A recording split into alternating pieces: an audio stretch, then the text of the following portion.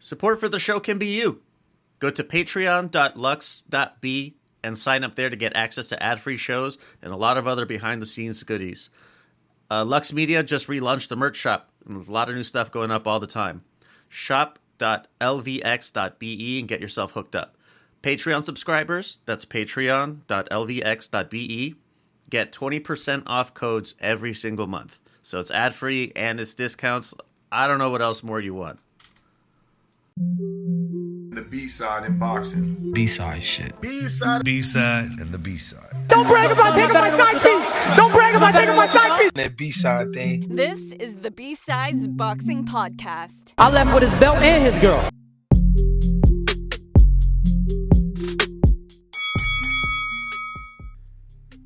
Eddie Hearn potentially going to retire if Dana White's boxing league comes into fruition? I don't believe that for a second. I don't believe that either. Eddie Hearn has already said, like, he doesn't give a shit. We were here before them and we'll be here after them type thing. Yeah, gimmicks come and go. Yeah. What's this, Canadian boycotts? Oh, okay, yeah, so the guys in Discord were talking about it, and I had to go look into it because it's the most Canadian bullshit ever. So Canadians are doing the don't buy American. Not, like, try and buy Canadian or just not American. Yeah, I know, the boycott general. Yeah. But, so people are going into the stores and taking American products and putting them upside down. So, like, all the Pringles are upside down on the shelf. Okay. And I went and found some, like, Instagram posts and shit. And everybody in the comments is discussing whether it's vandalism. What? They're not ruining them. They're not doing anything. They're just flipping them upside down. And I'm like, this is the most Canadian bullshit ever. Like, is this vandalism? Take yeah, it easy. you guys are being so rude, and somebody has to go fix that, and you're costing hundreds of man hours in stores across the country.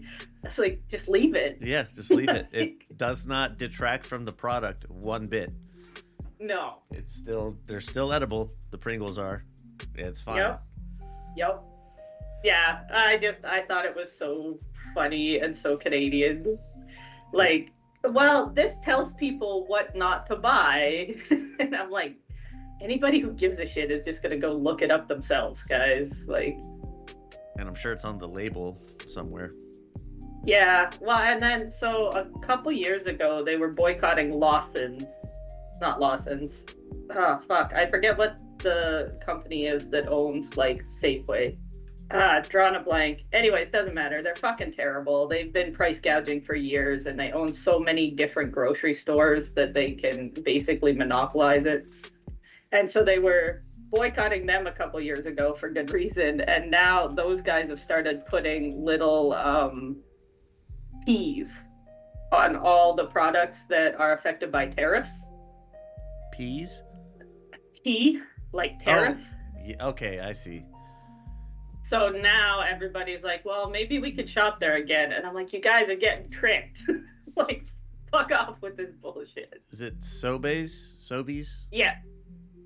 Who owns Sobeys, though? Empire Company? No. Lawtons? Lawtons. Not Lawson's, Lawtons. Is a subsidiary of Sobeys. Lawtons is what it's called in the really populated places. Sobeys for, like, the East Coast and the prairies, and Lawtons is Ontario and Quebec. That's similar to here, like in the Southwest. Kroger has, like, name storefronts all over, but Fry's is the name of the one in the Southwest. Yeah, it's just like they used to be. Well, they used to be different companies, and then Lawtons bought them, or whoever owns Lawtons bought them. And they just didn't change any of the store names. Because you can't have new grocery stores, people wouldn't go there. Yeah, I wanted to go to Lawtons, not fucking Sobeys. Exactly, or Dominion, or... my mom always shopped at Co-op, which is locally owned, so I don't think there's any problems with with that one, but It's all owned by the same people. yeah, if you look up the grocery stores in Canada, it's crazy. But the co-op is the cooperative, the local cooperative. Yeah. It'd be nice if we had like an actual storefront for a farmer's market. Yeah, the cooperative isn't really like the co-op isn't really a farmer's market so much as it works like a credit union. You pay a very small membership fee and then you get dividends every year type thing. Oh yeah. Okay. It's always owned by somebody that actually lives there, but it's also like community owned kind of. Turning products upside down is vandalism. Yeah. Excellent. It's such a stupid. I think it was Americans coming in trying to stir the pot, but then so Karens are definitely still a thing, but I think Canada, like the Midwest, also has the exact opposite of a Karen. Like those really nice old ladies that are so afraid of offending anyone or causing anybody trouble that they're like overly conscious of it. So would they it were be going a Karen crazy. with a C and an I? Yeah, or maybe like a Sharon. I picture them being Sharon. Sharon is Karen. Yeah. Yeah. That's a good one. Sharon. See, hear that, people? You too can ditch your Karen, or what's the male one? Is it Kevin or Kyle? I think I it's, still just call them Karens. that makes it more funny that way, actually. I think so, because they're also the ones that really don't like being called by a girl's name usually. Oh, this is an interesting question that you have here. What qualities do you consider for greatness of XX in boxing? That's cool. Yeah, like greatest of all time or greatest 130 pounder or whatever your.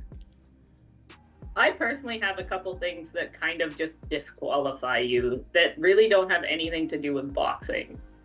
But I think, like, if you are well known to beat your wife, you might be the best boxer, but you aren't the greatest because you're a terrible human being. So you're saying that greatness transcends the sport? Well, I think you either have to completely ignore stuff outside the sport or factor it all in. Because a lot of people, when they talk about Muhammad Ali, talk about his activism and stuff, which is good things. I agree. But if you're going to factor in if they're good outside the ring, I think you should also factor in if they're bad. Yeah, I agree. So either it's a factor in whether they're the greatest or it's not a factor at all. And I hate that a lot of people who say Muhammad Ali is the greatest because of things in the ring and things outside the ring will put somebody like, I can't think of anybody off the top of my head that's really terrible, but like Tyson Errol Fury? Spence. Yeah, Tyson Fury or Errol Spence. Like Errol was drinking and driving and smashed his car at 200 miles an hour. Like, poor life choices. Yeah. Huh. And like, where do you draw that line if you're factoring it in then? Like, does being a normal, decent human being give you bonus points? Because lots of people in boxing aren't. No, I would say being a normal person doesn't get you bonus points.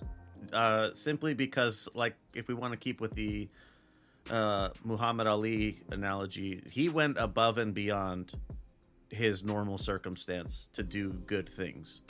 Whereas, Right. Terrence Crawford is a good example. He does a lot for his community. We just don't hear about it, but you can see it if you look. If you can find it, if you look for it, he does like clothing drives, food drives, like free memberships to the gyms that he is a part of for anyone who wants one. So, that to me is another example of going above and beyond. Like somebody like Mikey Garcia was pretty average dude, Didn't really care for boxing, but he did it because he was good at it. And outside of the ring, he just liked to drive cars. That's not bonus points. Fair. Okay. So, like, not being a fuck up is neutral. Yes. Or I suppose there's like mild levels of fuck uppery. That's okay. But I don't know. Then you get into like the mincing words of what's okay, what's acceptable, and what isn't. So Yeah, like I don't know. getting a drunk in public but not hurting anybody, probably fine. You were just drunk in public and you didn't drive home and all that stuff. But like those small fuck ups, you probably don't even hear about them anyways. David Benavidez Yes. popping for coke. Yeah. Like, I don't know. I think this makes it way harder to make your list. Because how much, like, are you going to dive into people's lives to figure it out? I didn't know David Benavidez popped for coke because I don't really follow it. That was he got his belt stripped twice. He missed weight once, and then he popped for coke the second time. Right. And those two contributed in large part to him not fighting Canelo for a long time. Not to say that Canelo didn't turn into a little quacker later, which he did. Right. But yeah. in the beginning, Benavidez screwed himself with And poor then, decisions. like, even if you are just doing in the ring stuff, say your personal decision is only in the ring, what does missing weight count as? I would say it's related to in-ring activity because making weight is a part of the sport. I agree. Yeah. So if you blow weight, can you be the greatest? Depends if it happens a lot or no. Because if it happens Right. once, then you. And how close were you? Right.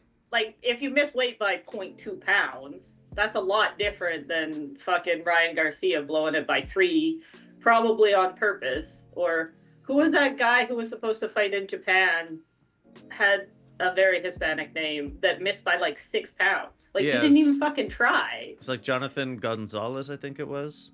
Yeah. Something very Hispanic. You're right. There was another Jonathan Hispanic last name on the card as well. So I think there was 2 people with the same name, actually. I think they were both Jonathan Gonzalez. fun. And then the other, like, if you're doing all time, which I think is impossible and stupid. I think all these greatest conversations, they can be fun if everybody's having fun. But when somebody starts getting like, no, there is a right answer, it's not fun anymore. I wonder who that's a reference to. It's not just him. It's Oh. not just him. People do this. It's like, oh, well, how could you even possibly say that name? I think I threw out Marvin Hagler for whatever weight class that is. And they're like, well, he lost to Sugar Ray Leonard and blah, blah, blah. And I'm like, I don't care. I just think he was the best. At 160, that was his weight class. And Sugar Ray Leonard moved up to 160. So I don't know if you want to shit on him for anything, you would say he lost to that guy moving up. But I don't know.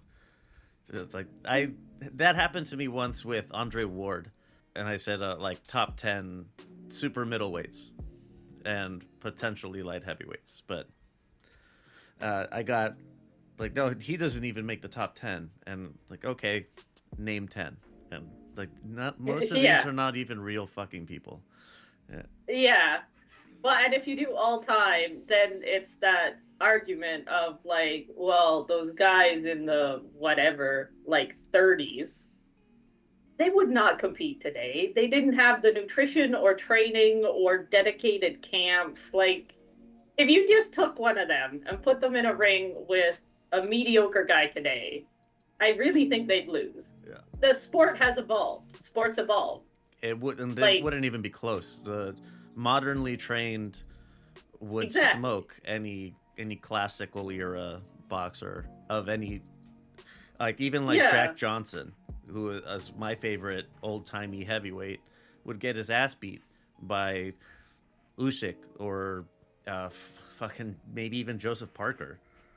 Well, yeah, it's like it's every sport. If you put old-timey, like if you threw Bobby Orr into the NHL right now without upgrading him and pretending he grew up with the modern training and stuff, Bobby Orr is getting fucked, and the goalies are stopping him.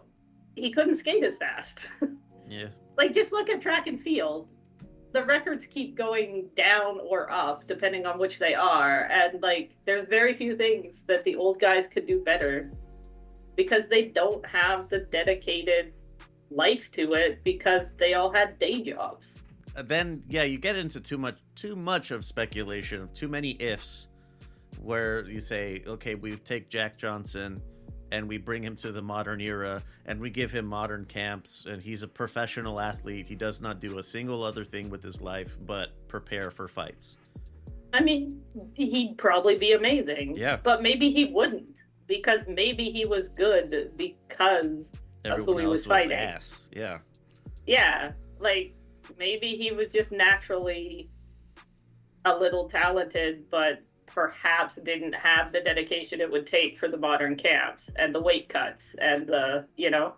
Given his time, his era, like the early aughts of the last century, like that, man, it isn't an exaggeration to say like he was definitely limited by his race. Yeah. He had a lot of trouble that was just trumped up nonsense simply because he's a black man that was successful. I always get him and the other one confused. Is he the one who was arrested for transporting white women across state lines or whatever the bullshit charge was? That's the one. Yeah, okay. Because he was taking them for moral perversions. Yes. The law probably. The law was that he was making them into prostitutes, and that's why he got busted. That's why they wrote it, supposedly. But it's like, no, man, they just liked him bigger. Sorry, buddy. It's not your fault.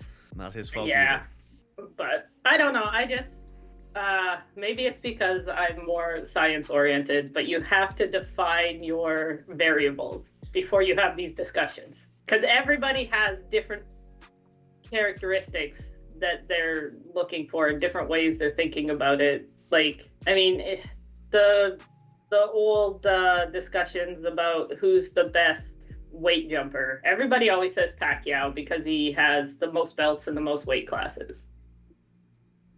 But would he go up like 50 pounds? I think he went from 105 to 154, but he didn't fully make 154. So 45, 46. Okay. We'll be nice and just say it's 50. Yeah, round number. There was more than 50 pounds between Usyk and Fury when they fought. Like, in that fight, there was more than 50 pounds. So the person who's beat the most competition at, like, different weights, I think, is probably either Usyk or somebody like Holyfield that wasn't a heavyweight that went into heavyweight.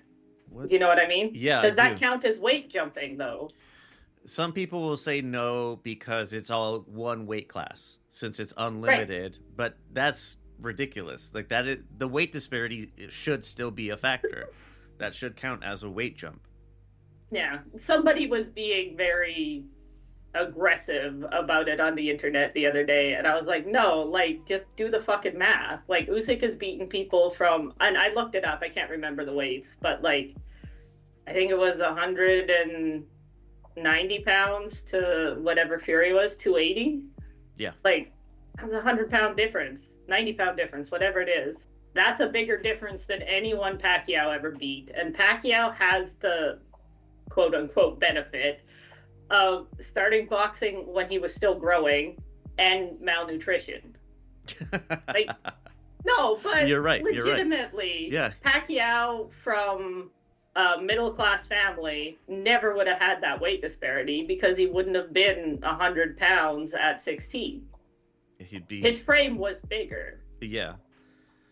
He had famously put rocks into his pockets at weigh-ins because he knew he wasn't going to make the minimum. Yeah. And, like, Pacquiao's story is great, and I love Pacquiao. I am not trying to take away from him at all, but if you're doing these, like, imaginary lists, you have to kind of define how you're saying it. Pacquiao is the greatest weight class jumper, maybe, because there's other people that have gone up and down more. Yeah, they just fluctuate between a certain range. Yeah, well, and I mean, if you're doing ever, you have, who was it? Somebody was 4 different weight classes champion back in the day and defended all 4 belts. Can't remember who it was. See if I can look this up real quick.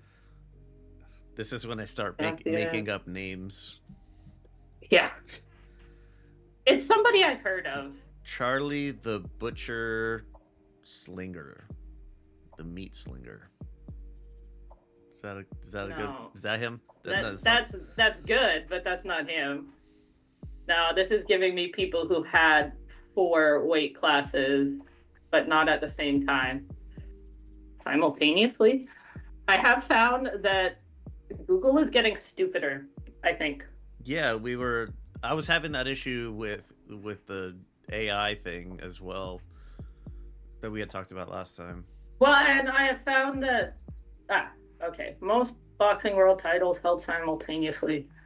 Henry Johnson.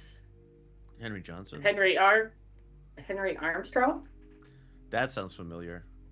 Was featherweight, welterweight, and lightweight champion all at the same time in 1938. So I guess it was 3, not 4. Still a lot. Yeah. But does that count? Because I don't think they were doing weight cuts back then. They didn't really have to. Yeah, well, nobody had time. Oh, does it count? Yeah, I don't know. It's always I have as much as I like. I love them. Sorry, I'm going to interrupt you. You were making up names, but Henry Armstrong, aka Homicide Hank. That's amazing. Willie Thunder Road Pepperidge. He's a taxi driver by day. As much as I like him, it's my favorite trollish point to say he has the most titles. No, he didn't. The same number of people. Other people have won 6 titles in 6 divisions, because Pacquiao didn't win titles in 8. Right. I just love throwing that one out because it makes me feel good. Yeah, he skipped a couple. You're right. He skipped a couple, and 2 of them were secondary titles. Right. And yeah, before you come for me, I want you to look into it yourself. Do both of us a favor before I embarrass you. Look it up for yourself. And then and only then you have my number. But I don't think they'd even let you try to have a belt in 3 different weight classes and defend them all now. Not in boxing, no. But greatest weight jumper, I mean, that has to factor in a little, I think. You'd have in the discussion anyway. I always wonder. You brought up a good point of do we consider in ring or out or not out of ring or in ring only? And I wonder if I would keep. You could do both. They would just be really, really similar, because in ring only, I would have Tyson Fury included in heavyweights for just top 10 heavyweights of the last 50 years. Sure. But if we're including out of ring antics, then absolutely not.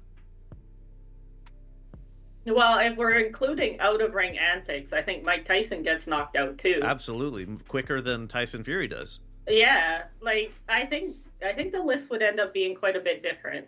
A lot of the top 10 guys have problems outside of the ring. I'm not a heavyweight person. I can't think of many. Tommy Morrison? Oh, geez. Yeah. He's probably in the top 10 list in the last 50 years. He'd be out. I think that's why a lot of people try not to include out-of-ring stuff. You end up losing a lot of the top guys. A lot of flawed heroes. If you don't include it, I don't think Muhammad Ali's as high up as everyone says. He's still up there, yeah, but probably not. top 10, but I don't think strictly in ring that you're gonna put him at number 1. He has a lot of losses, and I don't know. He was beatable. He was quite beatable. Yeah. And it's always a what if question of that time he spent in prison because he refused to go to Vietnam. Okay, so let's do this comparison because I think they have more similarities than people think. Muhammad Ali and Mike Tyson. In ring only, I think Mike Tyson is better. He was more unbeatable. He was more scary at the time. They both had their time in prison to like what if, and they both fought maybe a little too long and took a bunch of losses at the end of their career. Yeah. In ring only. I think it does come down to a bit of style preference because Ali was had a little bit more finesse versus the explosive onslaught blitzkrieg type of shit. I don't know which. But everybody always puts Ali higher because he was a better guy. And I don't think that's necessarily wrong. I just think if you're using out of ring, Tyson shouldn't be on the fucking list at all. Yeah. Either Tyson. Keep it consistent. Tyson Fury or Mike Tyson. But then you lose most of the best guys. It's a tough question. It is. It's an interesting one. I would have to actually sit down and look into people's life past a little, to see what they were like. I don't know. I toyed with the idea, this was years ago, not recently, but I had toyed with the idea of running for public office, and then I thought about it. I was like, wait, do I want people digging into my shit and stuff that I completely forgot about is going to get, brought up in my face again? Like, I don't think so. Blackface Halloween costumes. Yeah, nothing like that. Just no. It made me think of Trudeau. This actually would be a question for the other show if that's the case. Personally, I think you should just ignore out of ring stuff. Yeah. But I don't think it's fair to, well, I mean, it's all just talking and bullshit anyways, but I don't like how people elevate people really high because of out of ring stuff, but they don't downgrade people because of out of ring stuff. Similar to our last time when we talked about pound for pound, where everyone has to move up, but nobody moves down. Yeah. Yeah. Yeah, so I guess I hadn't talked about pound for pound stuff for a long time. But yeah, you're right. Everybody thinks of it as, well, if this guy was a heavyweight. But in my head, I always do it the other way because I like the lower weight classes better. And every time I try and imagine a heavyweight shrunk down to a featherweight, they just seem so slow and uncoordinated to me. Not all of them, but like a lot of them. Like even Tyson Fury, if you just made him shorter and changed nothing else, he is too slow to fight anyone. Yeah, and Fury's one of the ones that they say is super like limber, athletic and fast and stuff as a heavyweight. But I'm like, yeah, but if you actually just take that speed and put it at featherweight, people would hit him 50 times before he even knew what the fuck happened. I think of someone like Artur Beterbiev, who is of the last 20 something years or whatever, he's one of the better light heavyweights that we've seen. But moving him down to fight, say, Bam Rodriguez, he's too slow. Everything being equal, you just you shrink down Beterbiev, and he gets his ass beat. His style lends to being pieced up by a guy like Bam perfectly. But if you move him up in weight, he fits in fine because he hits hard and, Yeah, he doesn't rely on athleticism nearly as much. This is why the small guys never get credit in the pound for pound unless they're getting knockouts. Because they're like, oh, well, he's got no power. Yeah, but he's got so much speed and angles and other stuff. Like, I hate this argument that boxing is just about hitting hard, because it's not. Like, if you took Lomachenko and made him a heavyweight, he'd kind of look like Usyk probably. But like, and that's working. Usyk has shown you don't need one hit power to run a division at the top. Like, Interesting that you how you had mentioned it, because as far as I understand it, and this might be different because this is like scoring rounds, but it's supposed to be like that damage is the most important part. Is even if the damage is like, so it's like, do you land 3 really clean, really damaging shots, or do you land 10 that are marginally damaging, like not as nearly as much? Collectively they add up to a lot, but then which one do you score for? I mean, I score for the more landed punches usually. Yeah. If the damage is equal, and you land 2 punches and I land 10 punches, damage is equal, then I have shown more ring generalship, more accuracy, and more effective aggression by landing 10 punches. True. I think having one hit power is always going to be good because you can win by knockout. But if you're not knocking people out, effective aggression is like the next thing. And if you have effective aggression, you usually are winning the ring generalship. Power versus a bunch of smaller, less damaging hits is Bivol versus Beterbiev. Yeah, death by 1,000 cuts, or the guillotine. Yeah, like, who's the pro box guy? Algeria? That's got the little Japanese guy fighting on pro box who had never had any knockouts, but he gets on pro box and he just stops people eventually. Yep. Like, I don't know. I think if you imagine shrinking down the bigger guys, there's been too much emphasis on power at the high weight classes, they would lose. Yeah. They're also not used to people throwing that many punches because at the higher weight classes, you're scared to get hit. If you can get knocked out by one punch, like if that's a real threat, you don't open up as much. But at the lower weight classes, they're not scared of one punch. They're scared of 100 punches. So you can let your hands go to start with because the chances of you getting knocked out right away are pretty low. Not impossible, but pretty low. It's just more fun. The lower weight classes are more fun. Yeah, when you're scared of getting knocked out. My favorite example of this is Mexican style Triple G, when he was all come forward pressure, didn't really care if you hit him a few times. Because he's going to get you with one really good one. The one time he didn't do that, though, he did not open up himself to any return fire, was fighting David Lemieux. Because Lemieux could knock a bitch out. Yeah. Like, that's the only thing he could do, but he was good at it. It was that otherworldly type of power that, like, Deontay Wilder, Gervonta Davis, those, very rare that people have it. Yeah, I don't know. There is definitely a bias towards the big guys. Of course. And always it's has all, yeah. And everybody's, like, arguments are always, well, it's more exciting because anyone can get knocked out at any time.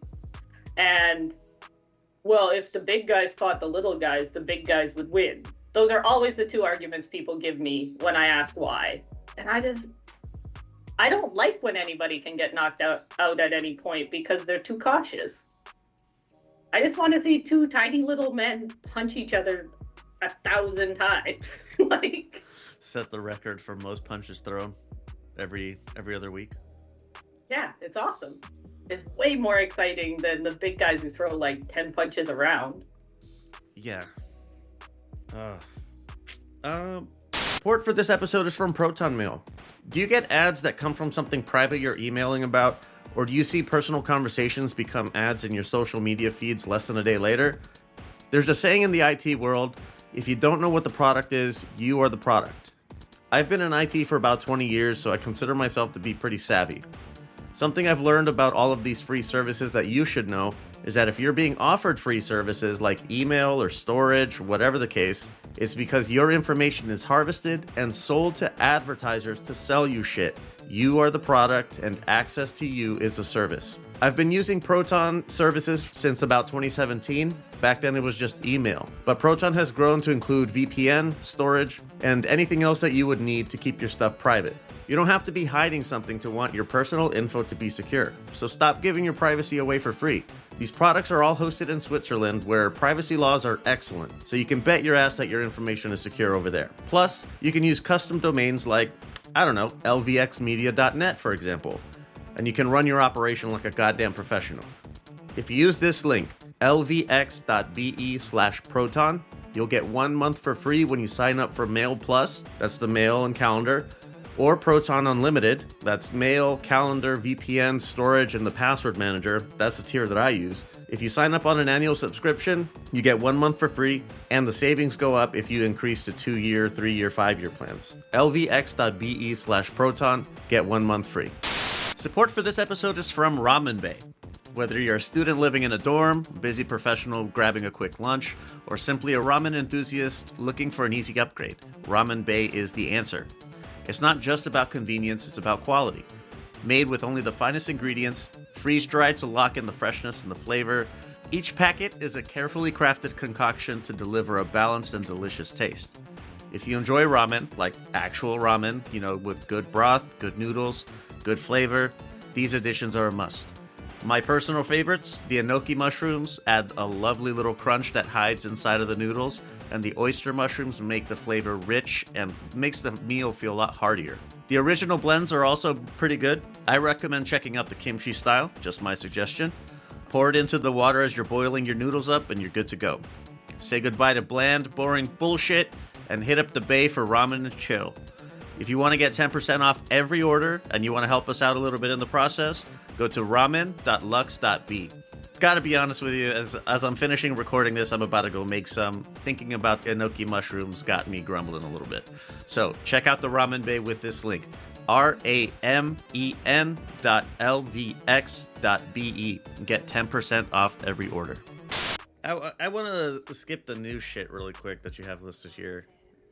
Go down to the other ones. I didn't see the Tsuboi, the debut guy. Okay. Yeah, so he was the very first fight on the broadcast, I think. Sharks Fan Abroad on the Discord was watching. I'm pretty sure he said that he saw that one. It was his debut, and he looked really good, and I should pull up who he fought. Because for a debut fight, it was a crazy opponent. He fought a Thai guy who was 14-4 now. When he fought him, he was 14-3-0. Wow, that's actually really damn good. For a debut, yeah. And this Omoya Suboi knocked him out in the second round, I think. Or was it the first? How many rounds was the fight? Give me 2 seconds. I'll grab my program. All right. They say everything in Japanese, so I'm not sure. All right. I've been keeping all my programs, and I filled up a whole box with boxing programs. I sent it home with my brother. It was 8 rounds. 8-round debut. Yeah. Who the hell is this kid? That is amazing. I have no idea. I've never heard of him, but he impressed the fuck out of me. He looked really good. I know nobody else can see it, but that's him. Yeah. He looks serious. He impressed the fuck out of me. I actually missed that it was his debut because, again, everything's like he's introduced in Japanese and stuff. So after the fight, I was like, holy fuck, who is this guy? Like, he's great. And the Discord guys are like, yeah, that was his debut. And I was like, bullshit. I had to like pull up my program and double check. You should find the fight. Yeah, I want to see this. I have a good idea of where I can catch it. Does ESPN Plus not do rewatches? They have it up. That's where I was able to catch like the last 4 fights or whatever. But they didn't. Yeah, he was the first of the 4 fights. He Again, was fourth. He's the only other one that was broadcast except the world titles. I'll have to look again because I don't. He really didn't look like he was debuting. No, I'm really confused because I didn't see any debut level people No. at all. No, he was the first fight on the broadcast, though. Interesting. Okay. I don't know if And- ESPN picks up all of them though. Well, if there's 4 fights, he's the first one.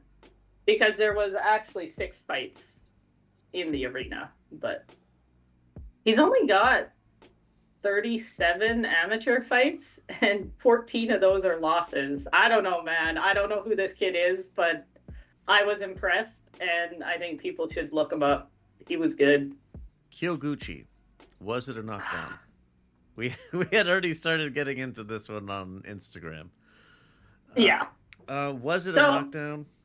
I only saw the replay in the arena, but that's the replay. Like, I don't think you saw anything different. Probably not. I don't think it was a knockdown. He got hit with a punch. There was like another second, and then he missed with a punch and fell. And they were falling all over the place. I don't know what the fuck was up with those two. They were Like- slipping a lot. But nobody else slipped. Like, it wasn't the ring. No other fighters were having trouble. It was those two were just super off balance because Olasquaga had absolute like cartoon style swing, miss, flip around, and fall on his face too. He did. I remember that.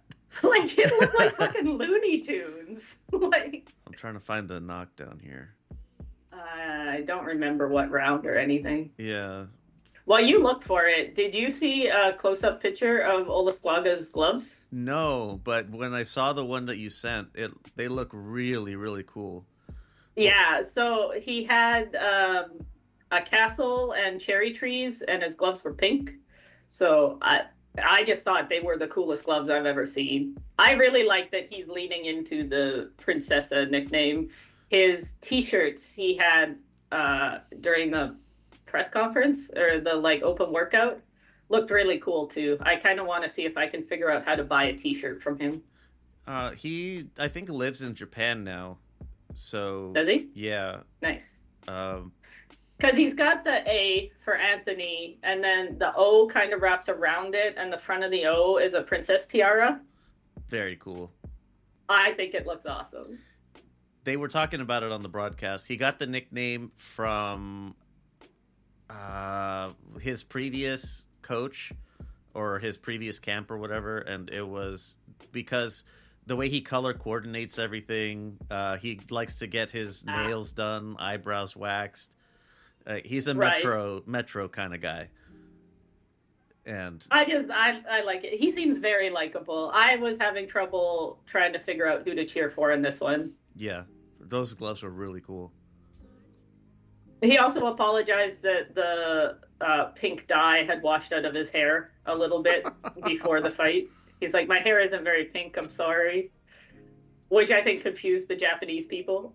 Do you know which round it is? I do not. BoxRec has that, right? No, they're not showing it to me. If they do, Really? yeah. They usually say knockdowns and when. Like, I'm logged in and everything too. It's usually why it Ah. doesn't show. Yeah. That's because it wasn't a fucking knockdown. Maybe it got overturned. You know? Wouldn't have changed anything. It didn't because they reviewed it in the ring. Yeah, it's not showing. No, it's not. Somebody will have it. Yeah, I'm checking the scorecards. It's the 11th. I knew it was late in the fight. Yeah, that's why I was fast forwarding from. I was in the 10th when I stopped. All right. Did I? Yeah.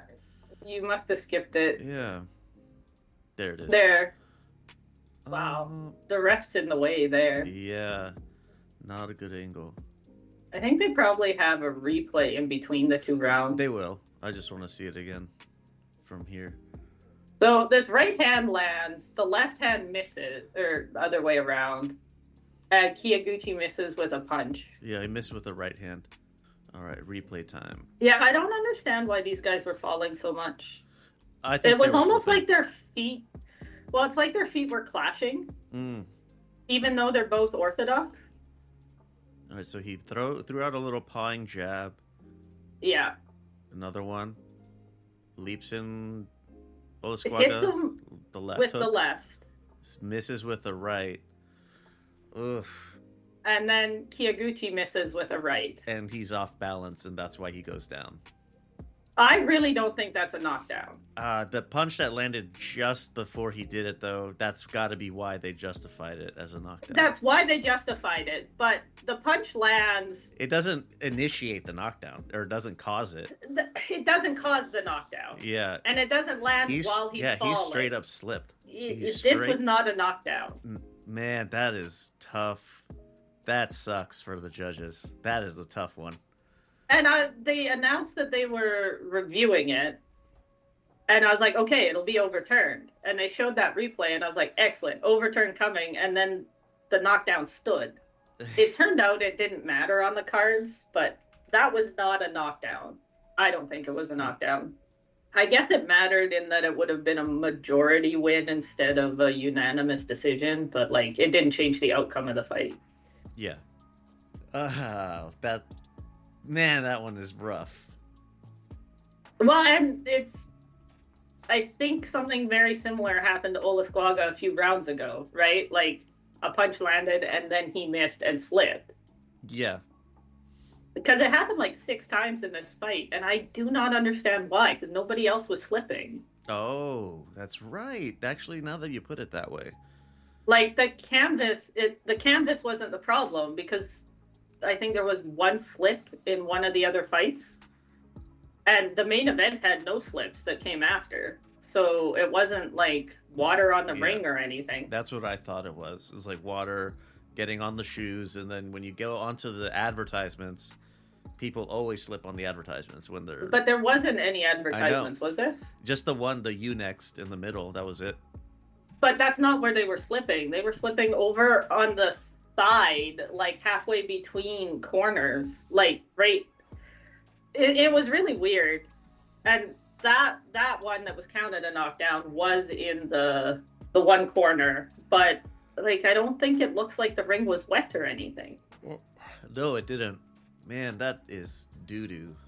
Oh. Yeah, like I said, it ended up not really mattering, but at the time I was pissed. I was yelling.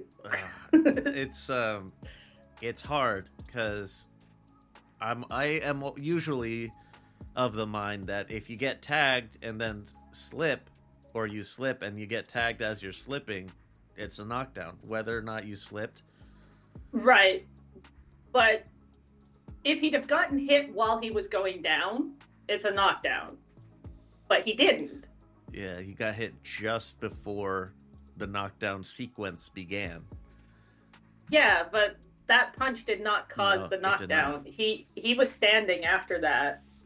I've seen situations where like this, and then the punch that makes it a knockdown had nothing to do with the guy going down. It just so happened that he landed it right before he fell. Right. I mean, it's not the most atrocious call I've ever heard or seen, but... That's a tough one to make. Like, you have to make that on the fly, too. Yeah, I'm not saying the ref did it wrong, but I thought the review would overturn it. I thought you were talking about planning for their public execution. No. I was just worked up because the fights were really good. You know what wasn't good? Taraji. The fucking ref stoppage in the last one. Man, they saved Taraji. Shit. They saved his ass. They bailed him out. Yeah, they did. So bad. He was behind. He had to. He was behind, except he wasn't really on the judges' scorecard. Oh, yeah, right. But his corner told him you have to get a knockout. He came out in the 12th looking for a knockout. He was up on 2 cards. Yeah, I told you that. It's fucking madness. It makes no sense. Yeah. Akui was winning that fight. Yeah, they were robbing my boy either way. Let's be honest. Yeah. But Taraji came out looking for the knockout, which was great. Like, that was all exciting. But Akui had taken some damage, but he hadn't been knocked down. at all in this fight. And the ref stopped it before he was knocked down.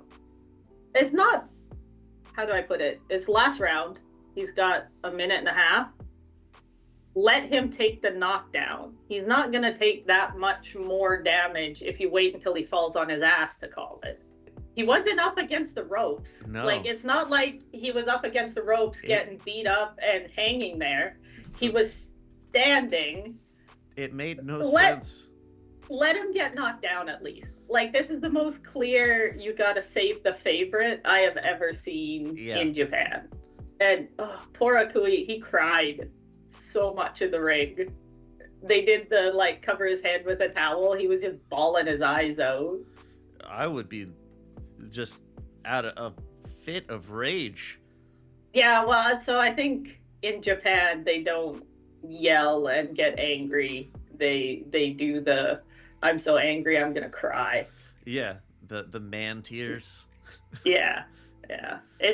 It's funny. It's much more acceptable here for men to cry than for men to yell. Fellas, it's completely fine to cry. There's nothing wrong with it. I wasn't making fun of them. I'm just saying it's No, a I'm not cultural telling difference. you. I'm telling the boys. Like, get the fucking touch. That's why she doesn't text you back. Because you're an emotional fucking retard.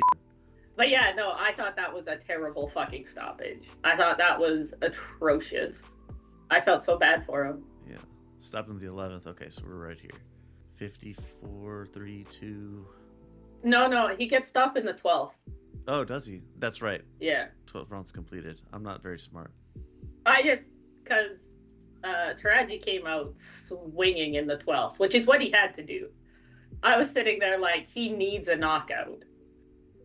Somebody's like, yeah, he needs at least a knockdown. And I was like, I don't think a knockdown will do it. Although the crooked fucking judges, it would have. But I think it's right around a minute and a half.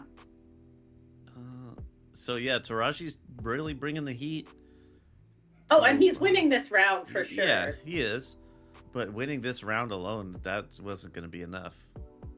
Well, it was. Well, yeah, when you got the right people in your pocket. I felt so bad for Akui. Like, we're at 145 and he's throwing back a little here. Like, still losing, but he's landing punches, he's covering, he's defending, ducking and weaving a little. Oh, come the fuck on. Right? What? Like, What? he was ducking and weaving and the ref stopped it. Just because he got tagged while he was weaving doesn't mean that he was, like, out or anything. He was not out on his No, feet. he There's wasn't. people all over the internet going, he's out on his feet. He was actively defending himself. Just didn't have his hands up. I think the ref misread it. Thought that the hands were down. Even though the hands were down he was it was a little showboaty, putting his hands down, thinking, I'm just gonna head weave my way away from Taraji. And he got tagged anyway, multiple times. I think that's why. Sure, but he was standing, actively defending himself. Yeah. It's a bullshit stoppage. It's a bullshit. Top to bottom, it's bullshit. I'm really trying to figure out what they could have possibly been thinking, because it doesn't make sense. The ref was thinking that the favorite was losing and that he has a big next fight lined up and he's got to save that next fight. Is what he was thinking. There's no reasonable explanation. What, he fights Ola Squaga next to unify titles? He called out Bam. Oh. I don't think that's gonna happen. I don't he think called so. out Bam. Moving up from 112 to 115, it's not terrible. But I mean, like, Taraji's the name. Nobody knows who Akui is. Of course. So Taraji's getting a little bit of international fame, and they wanted to rescue that, I think. Keep it intact, and instead job his ass on ESPN for everyone to see. That was a terrible stoppage. It was bad. I don't care what anybody says. Akui was not that damaged. It was a rough He was one. actively defending himself. Like, even watching the replay, you were like, this is where they stop it? Like, it actually looks worse on the replay than it did live. Yeah, that shit does not make sense. It was terrible. I felt bad for him. Yeah. He looks like a goofball. Taraji or Akui? Taraji. Trevi's got a weird style. Somebody in Discord was just super rude. They're like, his face is terrible. I was like, what's that even mean? What does that have to do with anything? Yeah, he I don't is know. That was a broken up. jobbing. My man, Yeah, that sucks, dude. Fuck. I felt bad for Kyoguchi too, but that was at least competitive and Yeah. decently scored. He was the Like- WBA champ. Akui. Yeah. Yeah. It's not listed on BoxRec, so I always forget. Oh, I just forget yeah, to no, check. this was a unification, wasn't it? Dang. Should be fighting Olasquaga next. I think Olasquaga beats the fuck out of Yeah, Taraji, I'm not gonna absolutely. lie. Taraji's there to be hit. All the time. Yeah. Yeah, I don't know. I was tore up about that stoppage. I was not happy. Well, we are at an hour-ish. Just under. You've been listening to the Boxing B-Sides Sidepiece, a Lux Media production. If you're just dying to tell us how fucking casual you think we are, you can be a duck and text the anonymous line 833-589-7637. If you want to stand on your business, leave a voice message or send a voice note on WhatsApp. And if you're entertaining enough, you might make the final cut of the show. 833-LUX-PODS. If you prefer to hit us up on social media, the account name is LVX Media Net, all one word. That's on YouTube, Instagram, Blue Sky, all of that bullshit. If you can't find us, chances are we're not on it. A lot of things get cut from the final release, so if you want the raw audio exactly as it's recorded, look us up on Patreon, LVX Media Net, over there just like everywhere else. You can also get the ad-free version of the episode you just heard on there too. Even if you don't sign up on Patreon, you can still help us out by checking out the ad sponsors. You can also give us a rating on whatever your preferred podcast player is. And don't forget, shop.lvx.be is where you can get merch and help us while you're snagging some threads for yourself.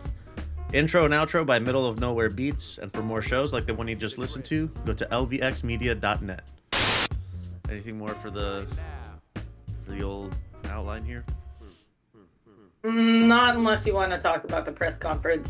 I didn't see it. You didn't see it? Okay. No. We don't have to talk about it very much, but Tio came in fucking crazy this time. Tio had a giant sword he was carrying around. He was wearing a vest with no shirt underneath and a cowboy hat and like a belt buckle. And at one point he stood up and walked a little ways away from the table because someone else was talking, but like you could hear him in the background on the mic. Look at my belt buckle. I got a huge cock. I got a huge dick. And I'm like, what are you doing, Tio? And what does your belt buckle have to do with any of this? And then he, The belt 'cause who's buckle's Tio? a symbol.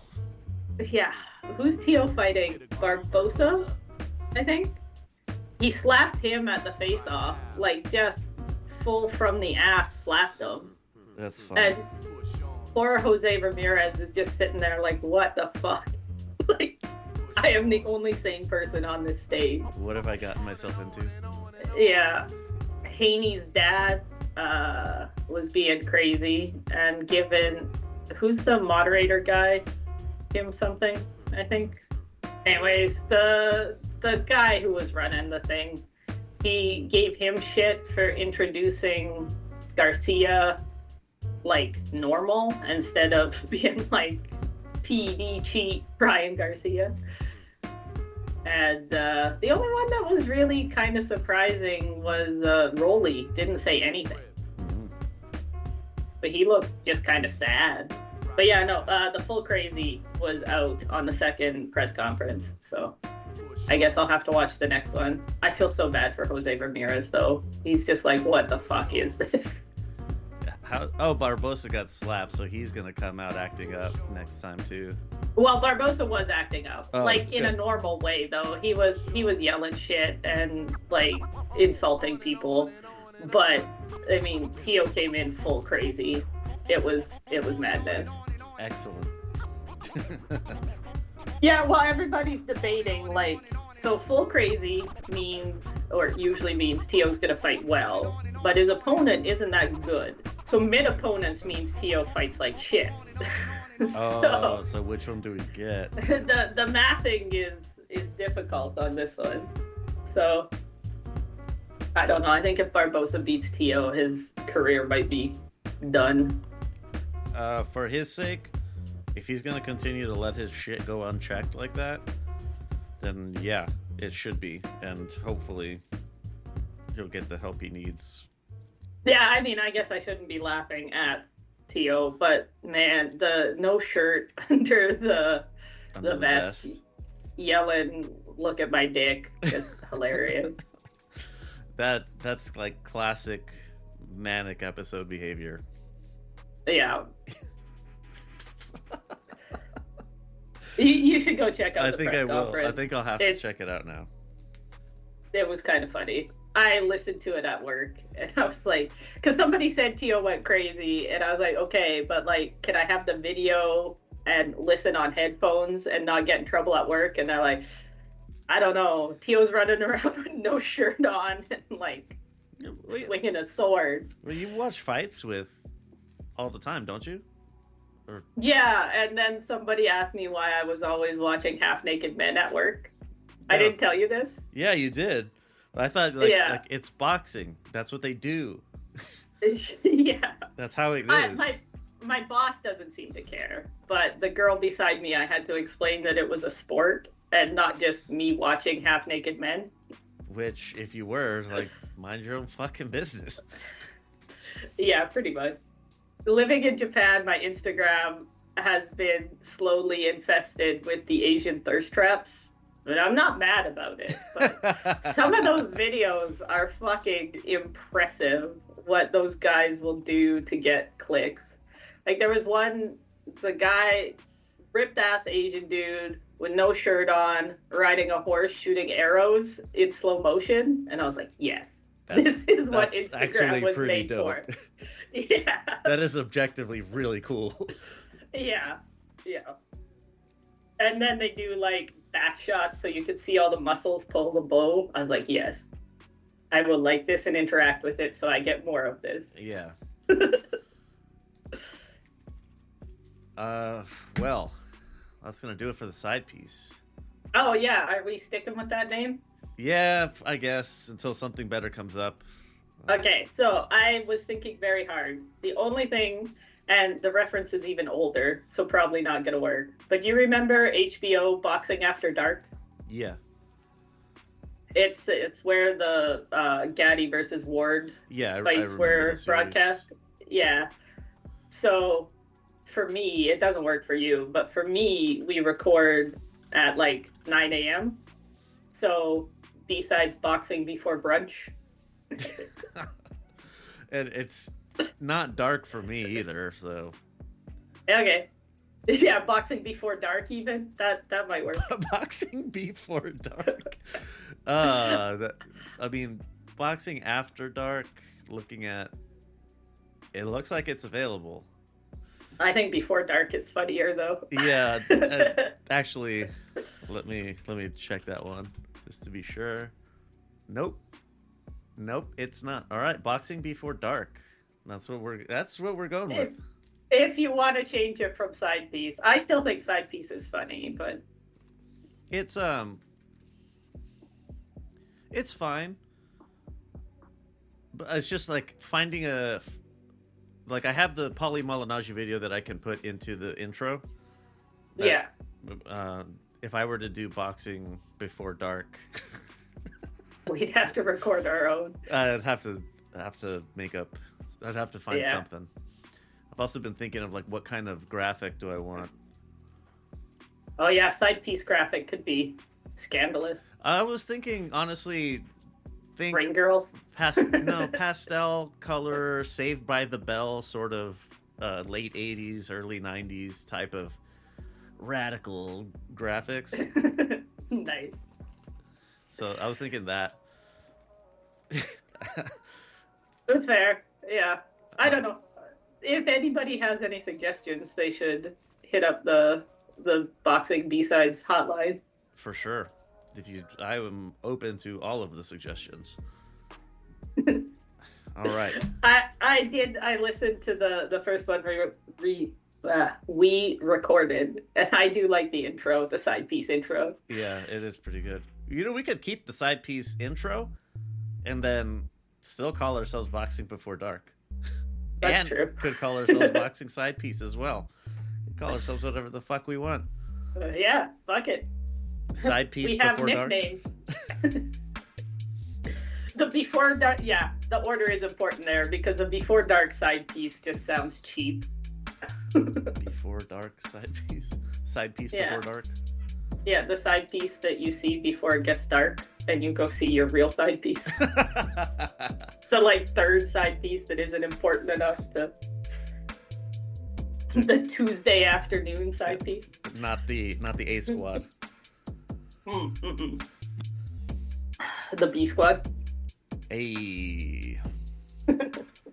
All right, we are out of here. Bye. Fucking deuce.